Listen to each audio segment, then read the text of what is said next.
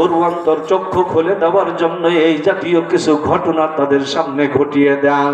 আমার বন্ধুগণ, আল্লাহু আকবার। রাতের গভীর অন্ধকার চলছেন। আল্লাহ বাদশাহ তার রাজভবনে, তার রাজ সিংহাসনে বসে বসে আল্লাহ পাকের ইবাদতের বন্দেগী করে, আল্লাহ পাকের ইবাদতের বন্দেগী করে। আল্লাহ পাকের প্রেমিক যারা আছে তাদের জন্য শেষ রাতটা হলো বড় নিয়ামত।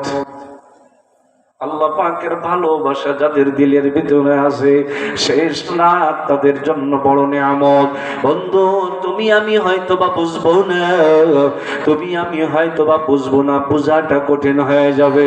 আল্লাহ তবে এতটুকু মনে রাখবেন, মহাব্বত আর ভালোবাসা একটা আগুন, মহাব্বত আর ভালোবাসা একটা আগুন।